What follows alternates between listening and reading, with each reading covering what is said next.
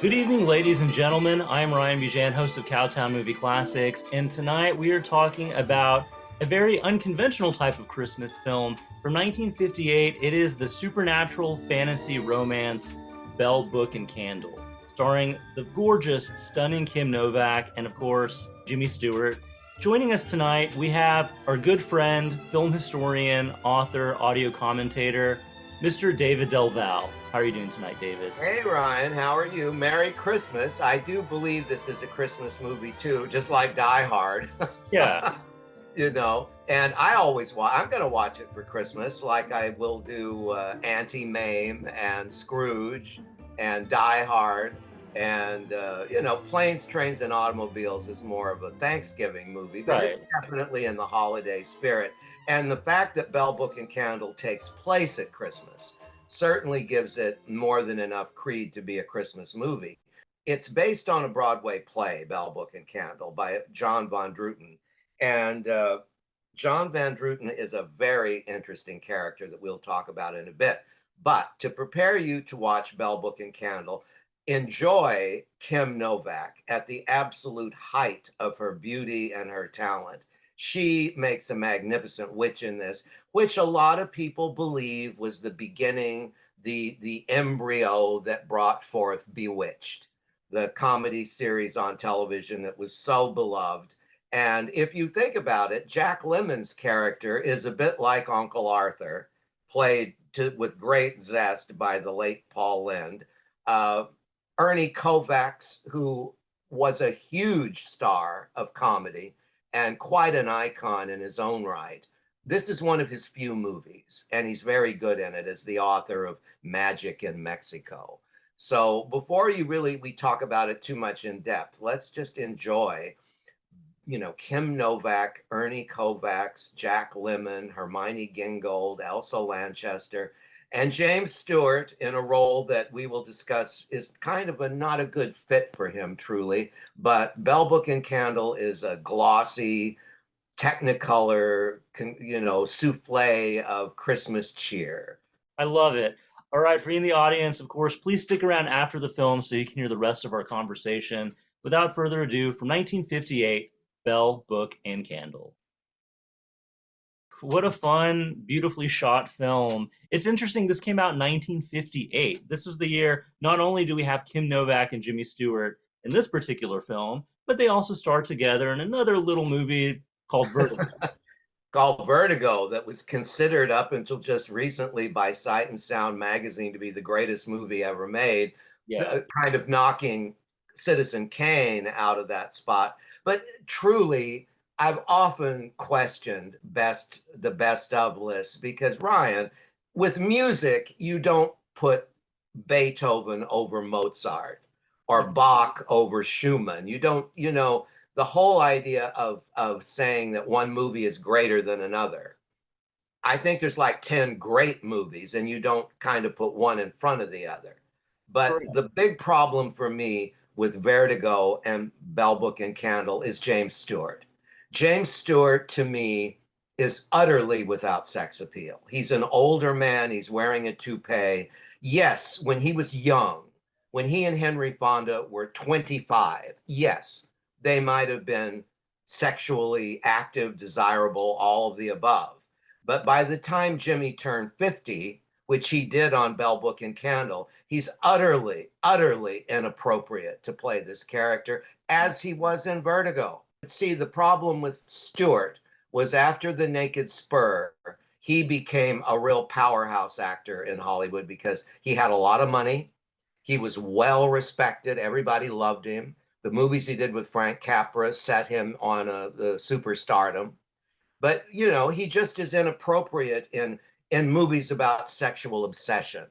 In Mhm. Bell, Book, and Candle, Jillian has the power to have anybody she wants. Yeah. And she chooses this old man. I don't why, and the fact that this other woman is interested in him, if he had a lot of money, the only way James Stewart's going to get beautiful girls to me is if he's rich. Right. Now, And we talked about this yesterday. This movie would be more realistic if Jimmy Stewart was the one putting the spell on Kim Novak. to fall in love with him. No, exactly. And that brings us to the point of the playwright, John Van Druten, who is world famous for writing the play I Am a Camera, from which Cabaret was taken because of his close friendship with Christopher Isherwood. And John Van Druten was a gay man living in a time when you had to conceal it. So there is a lot of ammunition, shall we say, for saying that John Van Druten wrote Bell, Book, and Candle as a cipher for gay life in New York in the 50s. He sets it in Greenwich Village, which 10 years later would be the focal point of Stonewall and the beginning of gay liberation. The Zodiac is a gay bar. There's just no question. And the kind of the symbolism of witchcraft, being different, concealing who you are from people around you. That's what Bell, Book, and Candle is really all about. Pretending people can't know what you are. At one point, Elsa Lanchester says in it, as Queenie, how gay can you get? Queenie says, can you imagine if people knew that they're riding on a bus with a witch? I look at people at movies and I think, do they realize that a witch is sitting in the? See, that whole speech could just as well be how many how many people know I'm a gay man or a gay woman. Mm-hmm. You know, I mean, if this were to be reconfigured as a gay romance, Jillian would probably be a lesbian, and the publisher would be a woman. Or you could flip it and they could both be men. It should be a same-sex configuration in either case, because all of the tropes are there. Now, of course, the play doesn't open up like the movie does. The movie's got a lot of characters and situations that just aren't in the play. So if you love the movie as I do, the play would probably be very disappointing, because the play takes place almost entirely in her apartment. So it doesn't open up like it does here. But the other thing, too, is that John Van Druten, he wrote some amazing plays. He wrote I Remember Mama. He wrote Voice of a Turtle. But I Am a Camera and Bell, Book, and Candle are the ones that are probably the best known from the general public.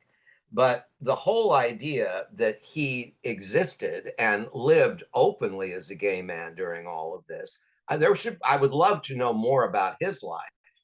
There's an actor in this called Philippe Clay that plays the singer in the Zodiac that sings the song, he does it all in French, but it's The Murdered Drowned Man. And as Hermione Gingold says, it's a man that was trapped underneath the water for over 50 years without beverage or female companionship. And Hermione Gingold, if you don't know her work, she and Hermione Baddeley were called the two Hermiones, and they were very famous in England for their stage work and for their comedy.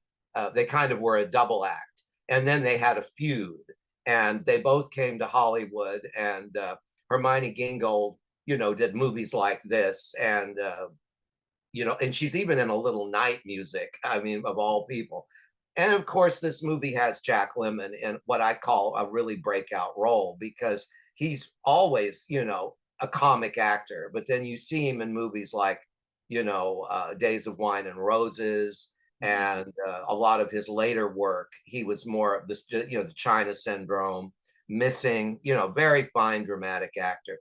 The movie is blessed with great actors and even smaller roles.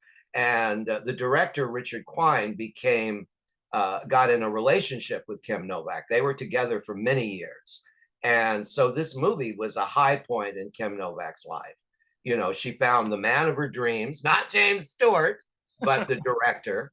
And she came to Los Angeles in 2003, and they screened Vertigo and Bell, Book, and Candle at the Egyptian. And Kim appeared in both cases. And for Bell, Book, and Candle, she actually stayed and watched the movie. She liked it that much. She didn't really care for Vertigo as much personally as she did Bell, Book, and Candle, because she had a better time. Sure. Hitchcock was very taxing to work with. And I'm sure that movie was, a difficult one for her to do. And I think, it's really acting when you have to be so head over heels in lust with James Stewart. I just find that so odd. And no one ever talks about it. Am I the only one that doesn't find him, you know, I just find him miscast in these. One of my favorite Jimmy Stewart movies is a Yeah. film called Mr. Hobbs Takes a Vacation. Mhm. And it's just one of those movies I saw when I was a kid, and I thought he was delightful. And Dear Bridget, where he is the father of a little boy, the actor Bill Muny, who Yeah. is in love with Brigitte Bardot at like 11 years old.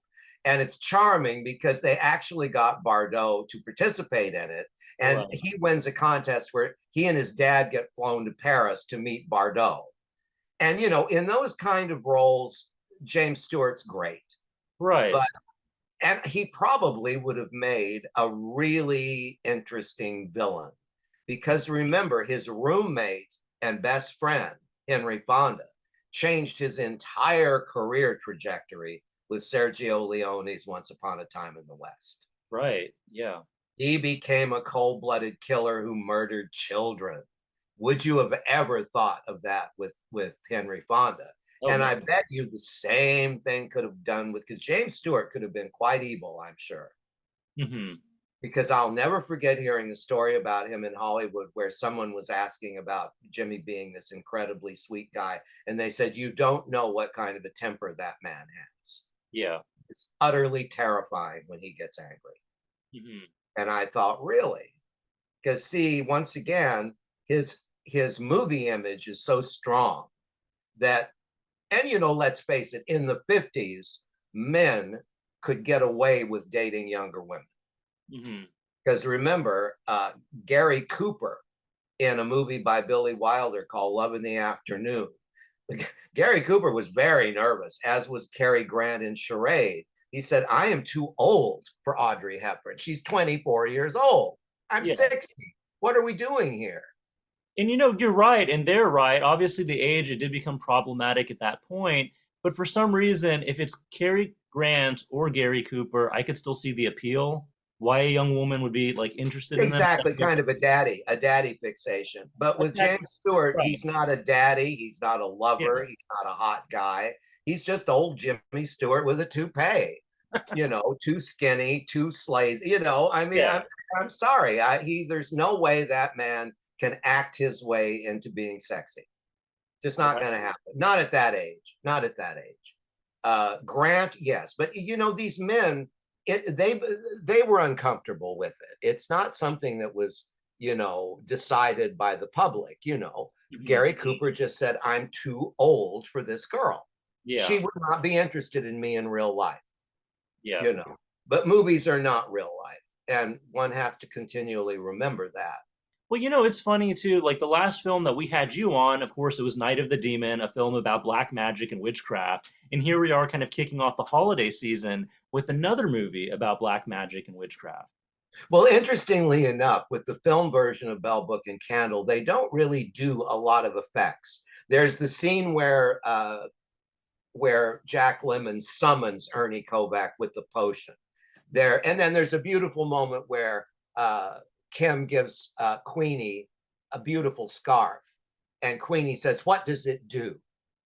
And Kim says, "It makes you look fascinating." Oh, well, Queenie immediately doesn't like it because it doesn't do anything. Yeah. But there's very little actual witchcraft in the movie. Hmm. Funnily enough, the whole sequence, in fact, the only time I believe Jimmy Stewart in that movie is when he goes to Madame Dupas, played by Hermione Gingold, to get the spell removed. And she makes him drink all this awful stuff. Janice Rule at one point when she's in the Zodiac, she first sees Hermione Gingold. She says, this woman looks like she was raised in a pickle barrel. And I mean, it's got a lot of fun stuff in it, but re-examine the scenes in the Zodiac and you'll really get an idea of what John Van Druten was really up to. He knew with a wink and a nod that the audience, other gay men would, or gay people, lesbians, would also notice that it's in Greenwich Village. It's obviously a gay bar. It's about being different from the others. It's about being different. And, you know, it's as much a gay theme movie as Mama Cass singing that song on Sesame Street, which was about being different as well, you know, in the same charming way. It would be interesting to see if this movie would get remade with the right cast, because now I believe that instead of the play, the movie should be remade, because the play itself is rather claustrophobic. And I think I told you that my friend Barbara Steele, the actress known for horror movies, when she was very, very young and still studying in England, she did a play version of Bell, Book, and Candle with Robert Morley. Now, if you want to talk about James Stewart being too old for anyone, I don't know what age Robert Morley was when Barbara was about 20, but I'm sure the age difference was quite obvious, you know. So maybe this was a play where it's always the older man and the younger woman. Maybe Van Druten is making a comment on older gay men always looking for younger gay men. I mean, there's definitely parallels that can be made once you make that connection. When I was a little boy, I just watched this movie, and because it was set at Christmas, I thought it was terrific. But you know, if you think about it, the only other kind of magic, Jack Lemmon makes all the street lamps go out, or makes a car alarm go off. But these are all very, very modest kind of magical manifestations. You know, there's never really any, and you know, you can kind of pick up dialogue between Ernie Kovacs and Jack Lemmon saying, would you believe, oh yes, he's one too. So you see, it's kind of like he's outing the other witches, a lot of the male witches too, warlocks. So the movie does, and you know, it's interesting too, because when you bring up Bewitched, Bewitched is almost entirely supported by a gay audience. When Bewitched went into color, it just got gayer than you can imagine. And I don't even know if Bill Asher, who was Elizabeth Montgomery's husband, who was producing and directing the show, well, you know, Paul Lynde was in it, and Paul Lynde made no bones about his orientation. And everyone remembers Uncle Arthur, you know, and everyone loved that show, but it was a very gay-friendly show. And I'm sure that it does owe something to Bell, Book, and Candle, but they're very different. And if you look at witches today, I mean, they tried to do a big studio remake of Bewitched with the Nicole Kidman. And there was just, it didn't really ring any bells to me. And I saw it and I was very disappointed with it. And Shirley MacLaine was in Dora. But I think Shirley MacLaine has always been in Dora in a way.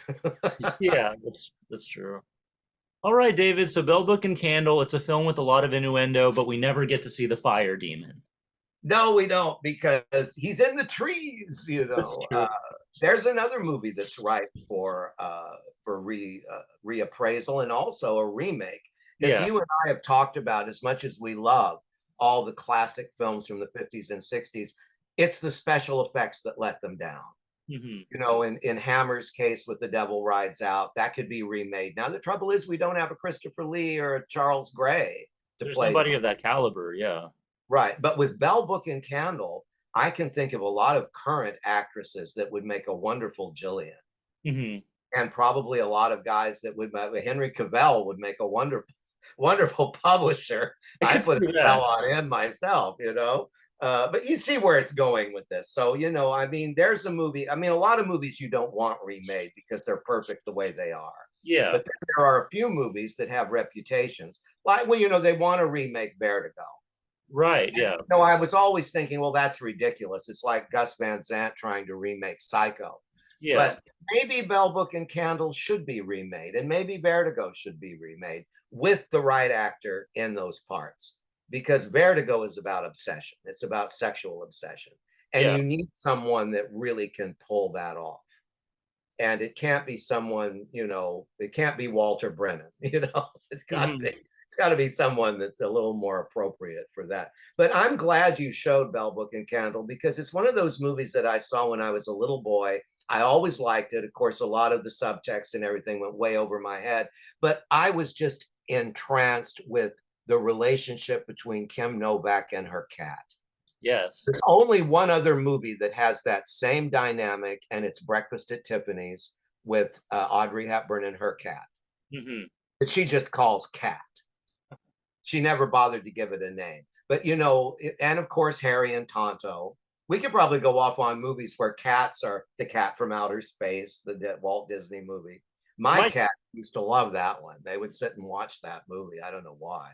Well, I am literally my cat is literally just off camera behind my laptop as we speak, and she's enjoying the conversation. Ah, well, you know, she's got a sister in Pyewacket, That's true. Well, which all right. I imagine that particular cat. There was another cat that was used in American International movies like The Comedy of Terrors with Vincent Price and Boris Karloff, and that Mhm, cat was named Rhubarb. mhm.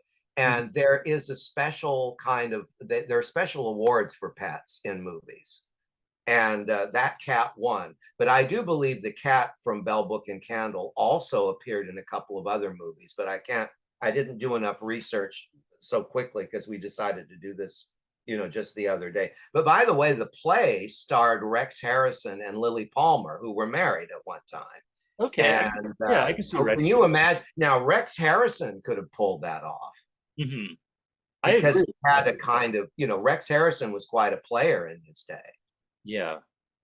No, absolutely. I could definitely see that. Well, David, we're running out of time. Do you have any closing thoughts on Bell Book and Candle? Well, my only closing thought, Ryan, is let's hope someone remakes it. That's my closing thought because I think it deserves a remake because it's a charming movie and it's definitely a Christmas movie. And for that, I wish all of you a really, really Merry Christmas. Thank you so much, and a Merry Christmas, Happy Holidays to you as well. Truly, we always enjoy hearing from you. We always have a great time. Yeah, great. Thanks, Ryan. Bye bye. Bye bye. Well, for you in the audience, I hope you enjoyed the film. Please join us this Monday at 7:30 p.m. It would not be the holiday season without one really great biblical epic. We will be screening the 1925 version of Ben-Hur, A Tale of the Christ, which is probably even more spectacular than you can imagine. Once again, my name is Ryan Bijan. We'll see you next time.